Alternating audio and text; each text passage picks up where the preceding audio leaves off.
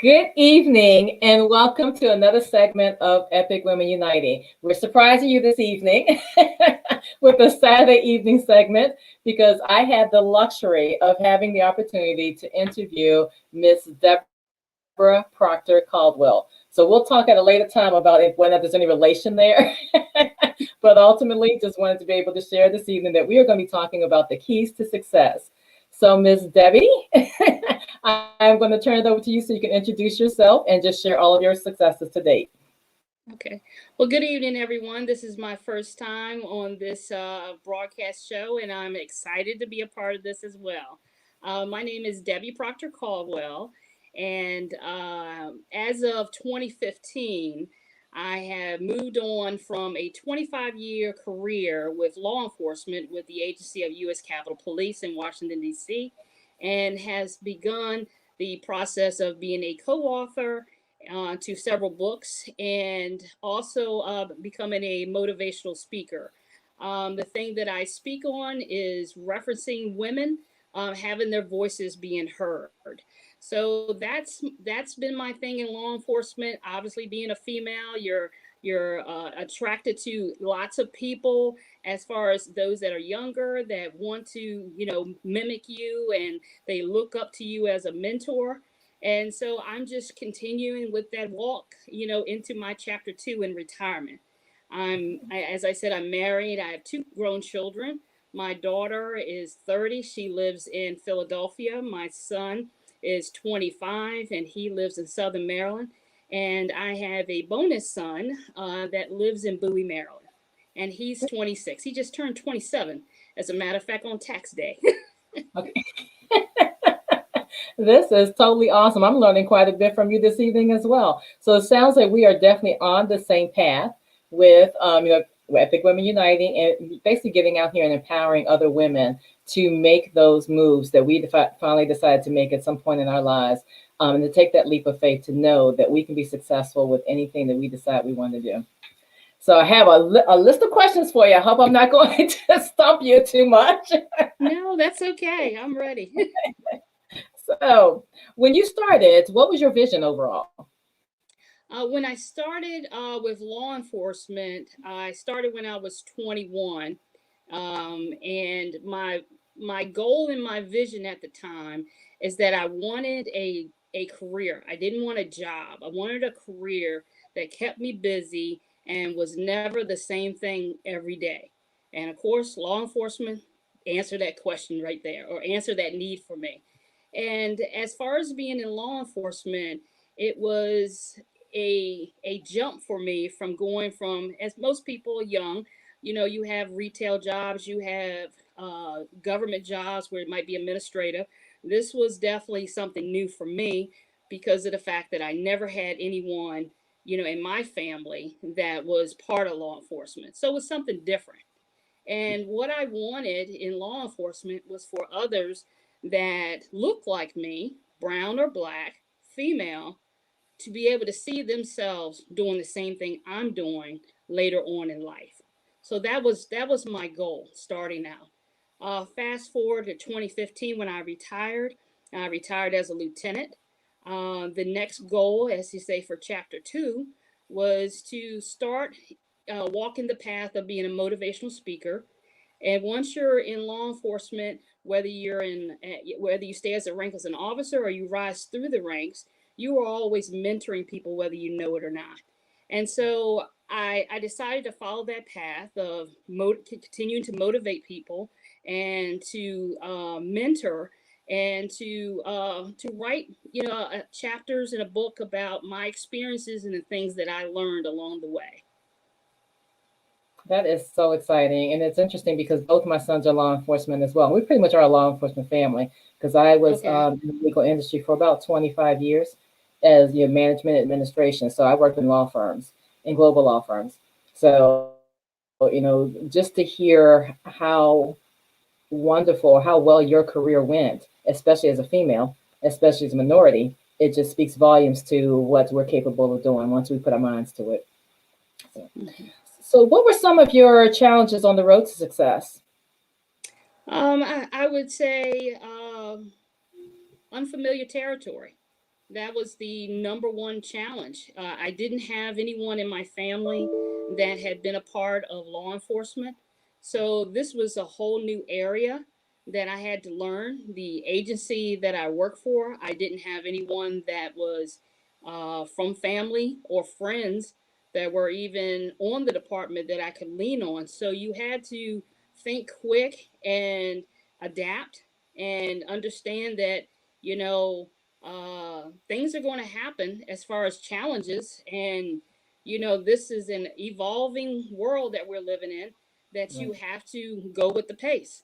And so you have to, I should say, you had to pick up the pace. You can't expect someone to pick you up. You're very much going to be independent.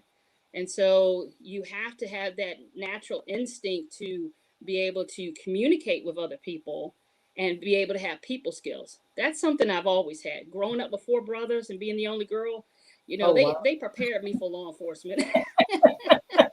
Okay. And I always say the same thing with 11 children. I was next to the youngest. It was like I grew up with a crowd. So Right, right. you had to speak up so you didn't be forgotten as far as there was another child in the house. Right, So exactly. what about the same question for you being an author as well as a motivational speaker?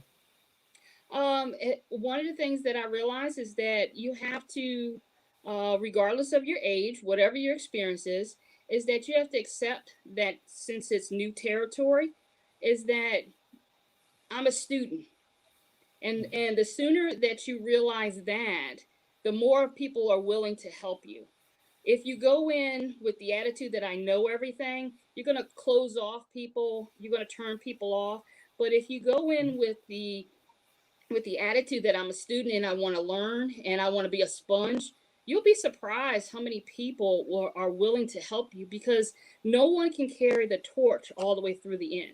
Everyone is passing a torch down to someone else. And one of the things, as far as what I'm a part of, book anthology, and also as a motivational speaker, is that we all have stories that need to be told. And these stories help motivate people, inspire people, and encourage people. And that's the one thing that I look at and say, I want to make sure that I'm always doing that part of my life to be able to help someone. And that's just I love hearing that because that's literally one of our next segments coming up later this week. And I think you hit it around the head. When people understand you're coachable, then they're ready to pour into you. Mm-hmm. And the plus to that is that as we learn and gain more experience and knowledge, then it's about paying it forward to share with everyone else, and give that time to others as it was given to you. So I just want to Right. share with any of our listeners, if you want to chime in, you engage, we always love that. You can feel free to do so. I know in some instances I don't get a chance to respond until after the segment is done, but you most definitely can reach out, share any comments, compliment, and be excited that we have an author and motivational speaker and retired law enforcement on with us tonight. So Debbie, what was your why and your driving points to success?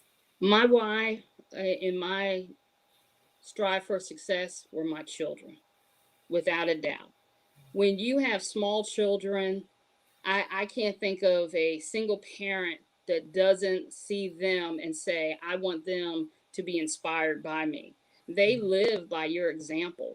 And I wanted to be able to show them that regardless of what it took for me to be able to either get over a hurdle or to receive my degrees or to get promotions, is that it's not easy. You have to keep trying, and that when you work hard, good things come to you. But you have to give back to others as well. You can't, as they say, a closed fist cannot receive. And so if you're constantly giving, it always comes back to you. So my children were my inspiration. Awesome, awesome. And you know what? It's interesting because you hit it around the head. With any parent, that's one of their primary whys, if not their only why, because of the fact that we always want better for our children than what we had, even though we may have had great lives. It's like every generation wants to pour more into the next generation, and I can't be prouder of my two. I'm so excited for all that they're doing. So, and it's funny because I think you said you have two sons. I have a daughter and a You son. have two sons as well. Hmm. Okay, okay. And So I yes, have I a mean it's just bonus son. basically your bonus son. That's okay. That's what it was. Okay, your Yeah. bonus son. Okay. I don't like to say So what advice? stepchildren. Right. And you know what? And I honestly feel the same way. Forget the whole step thing. It's like the bonus child. Okay. Children are asked to be Exactly. here, so we want to make sure everything goes beautifully for them once they're born. So, what advice would you give others about success?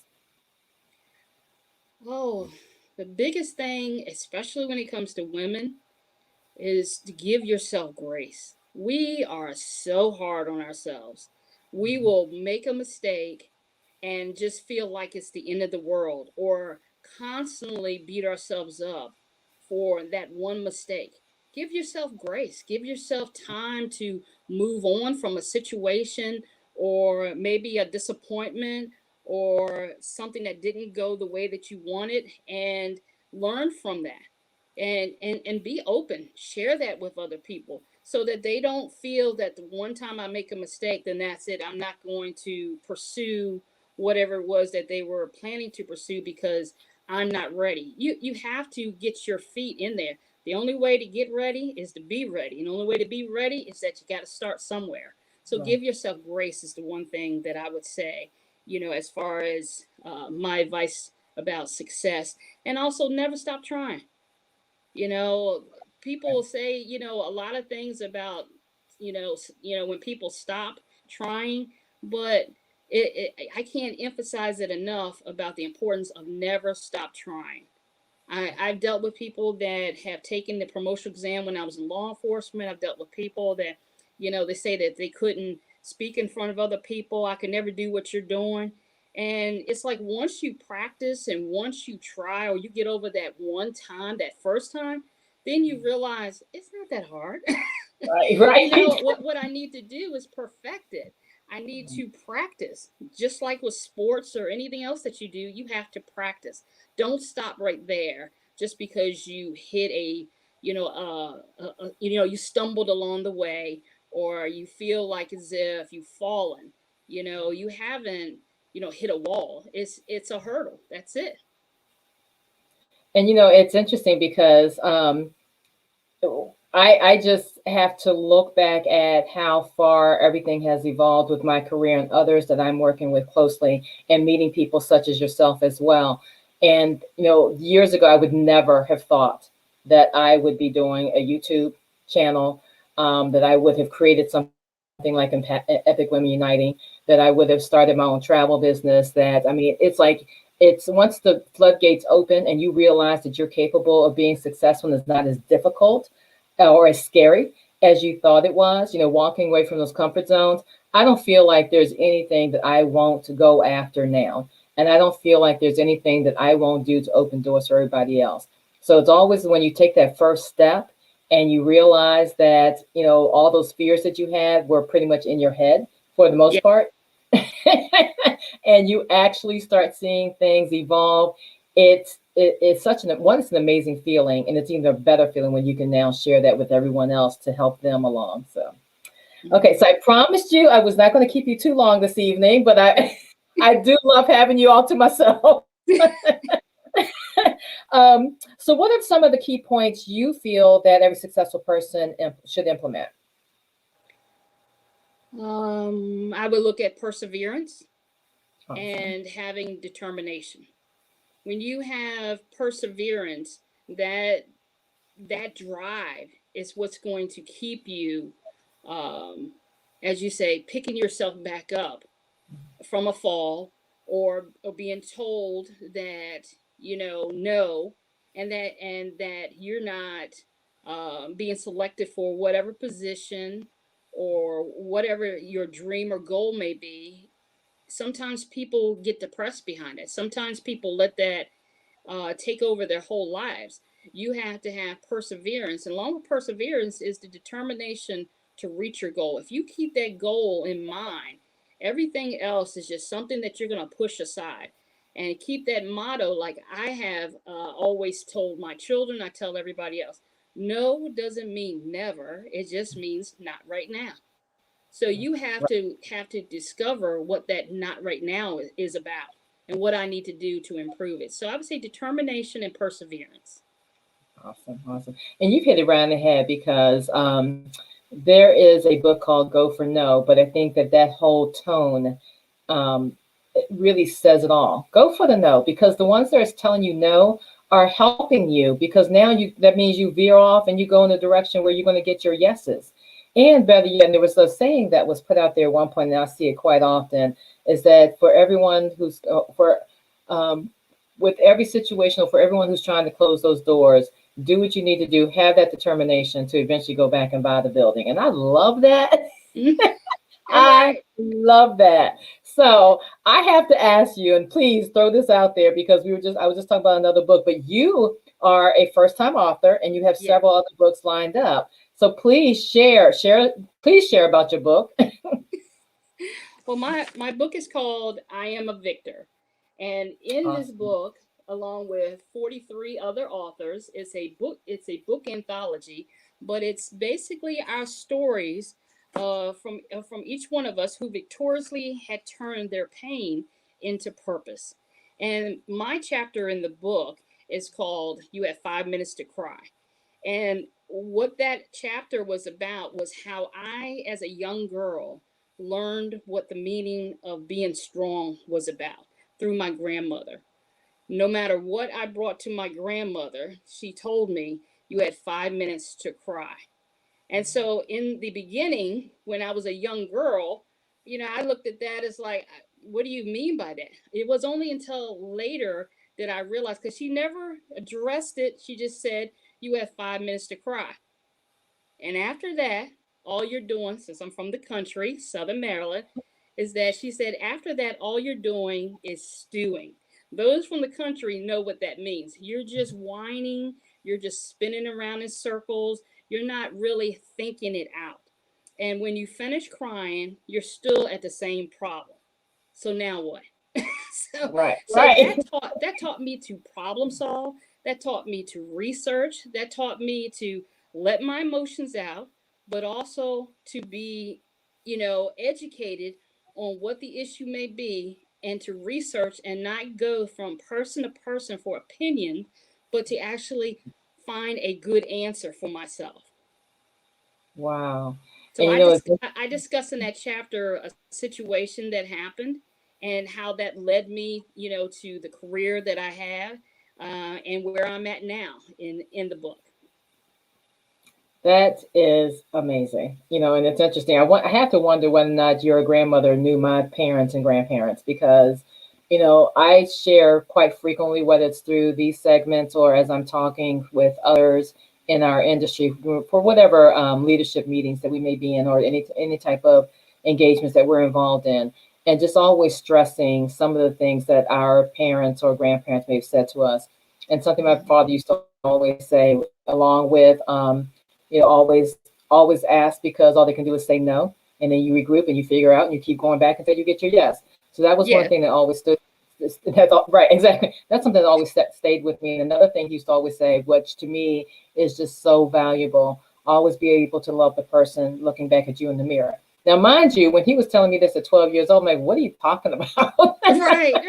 Okay. I'm seeing myself in the mirror, but that was the whole point of, Mhm. be able to love who that person is, and the Mhm. values that that person has, the morals that that person has. And that has spoken volumes to me for years. So now to hear what you just shared with what your grandmother always stressed about, you got 5 minutes, that just resonates with me, because that was one thing that, he always tried to stress, that the problem is there.